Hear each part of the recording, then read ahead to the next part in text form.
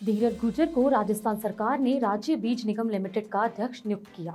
आपको बता दें, गुर्जर ने औपचारिक रूप से पंत कृषि भवन में पदभार ग्रहण किया। तो वहीं इस अवसर पर धीरज गुर्जर ने कहा कि उनकी प्राथमिकता किसानों को उन्नत किस्म के बीज उपलब्ध करवाकर उसके जीवन में खुशहाली लाना है, जिससे उन्नत किस्म के बीज की समुचित उपलब्धता से उपज अच्छी हो और किसानों की आय में भी इजाफा हो सके।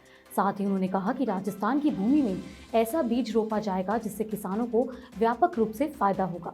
नमस्कार, मैं दीक्षा सोनी, कृषि न्यूज में आपका स्वागत है। आइए नजर डालते हैं आज की कृषि से जुड़ी सबसे बड़ी खबरों पर।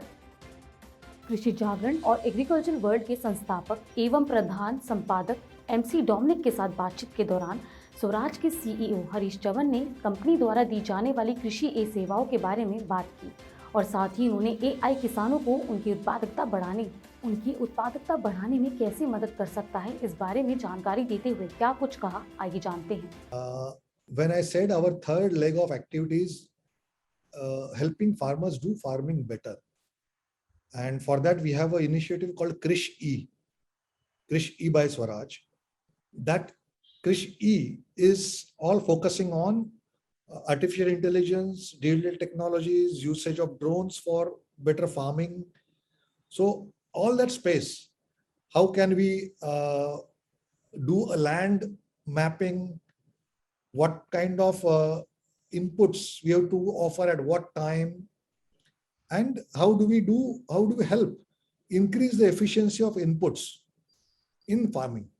All that space is getting covered in this Krish E by Swaraj initiative. Now we have different Krish E centers attached to our dealerships across India, where the farmer can come to those dealerships in the Krish E centers.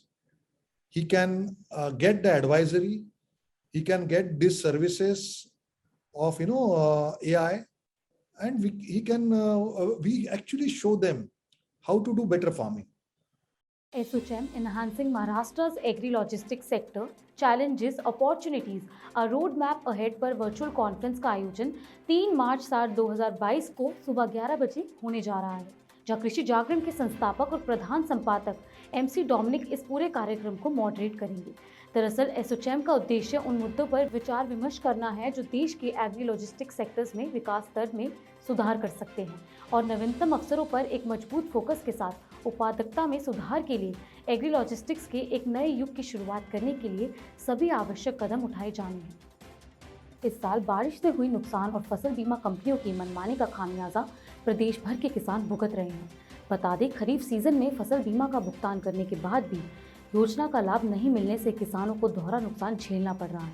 ऐसे में महाराष्ट्र के लातूर जिले में खालंगरी गांव के किसानों ने मांग कर कहा कि अगर फसल बीमा क्लेम का भुगतान नहीं किया गया तो कलेक्टर कार्यालय के सामने सामूहिक आत्महत्या कर लेंगे, जिसको देख जिला प्रशासन ने कहा किसानों को इस हालत में देखकर 3 दिन के भीतर बीमा राशि का भुगतान करने का भरोसा दे दिया गया है। कश्मीर घाटी में सेब उत्पादक खुश हैं क्योंकि उन्हें इस साल सेब की बम्पर फसल की उम्मीद है।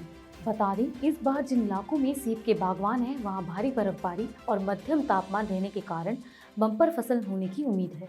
ऐसे में कश्मीर के बागवानी महानिदेशक एजाज अहमद भट्ट का कहना है कि बर्फबारी सेब के लिए एक अच्छा शगुन है।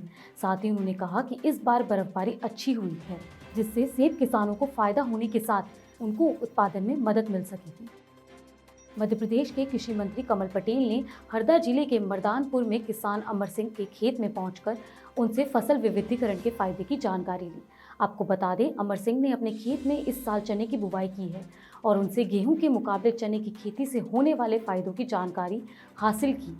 दरअसल पटेल ने बताया कि कोरोना की वजह से पिछले 2 साल से मिर्ची और टमाटर की फसल में इस किसान को नुकसान हुआ था, जिसके चलते पटेल ने उस किसान को सलाह देते हुए कहा कि वह चने की फसल ले, जो कि गेहूं से ज़्यादा फायदेमंद है। देश में अब तक लगभग 96.41 लाख किसानों ने MSP पर सरकार को धान बेचा है, जिसके बदले उन्हें MSP के रूप में 1,48,620 करोड़ रुपए की पेमेंट की गई और अब खरीफ मार्केटिंग सीजन साल 2021 से साल 2022 में किसानों से एमएसपी पर धान की खरीद सुचारू रूप से की जा रही है, जिसके चलते देश में 27 फरवरी तक रिकॉर्ड 707.24 लाख मीट्रिक टन धान की खरीद हो चुकी है। वहीं धान उत्पादक प्रमुख प्रदेशों में हरियाणा, झारखंड, पंजाब, उत्तर प्रदेश, उत्तराखंड, तेलंगाना, पश्चिमी बंगाल, बिहार, उड़ीसा, छत्तीसगढ़, आंध्र प्रदेश और मध्य प्रदेश शामिल है, जिसमें पंजाब के किसानों को सबसे अधिक 36,624 करोड़ रुपए एमएसपी के रूप में मिले हैं। महाराष्ट्र के कोंकण इलाकों में जीआई टैग के नाम पर नकली हापुस आम उपभोक्ताओं को बेचा जा रहा है, जिसको देखते हुए ग्रोअर्स एसोसिएशन और इनोटेरा कंपनी के साथ मिलकर एक फैसला लिया गया है। बता दें कि अब सिर्फ जीआई टैग वाले हापुस मैंगो को महत्व दिया जाएगा ताकि बाजारों में नकली आम ना बेचा जा सके। इसीलिए अब आमों की खरीद एक कंपनी के जरिए ही की जाएगी, जिससे न सिर्फ बागवानी किसानों को बल्कि उपभोक्ताओं को भी फायदा होगा। अगले 24 घंटों के दौरान पश्चिमी हिमालय में हल्की बारिश और बर्फबारी होने की संभावना है। वहीं 2 मार्च को उत्तर पश्चिमी और पश्चिमी राजस्थान, पंजाब, हरियाणा और दिल्ली के कुछ हिस्सों में हल्की बारिश होने के आसार हैं। फिलहाल बस इतना ही। ऐसी ही कृषि से जुड़ी खबरों के लिए देखते रहिए कृषि जागरण। धन्यवाद।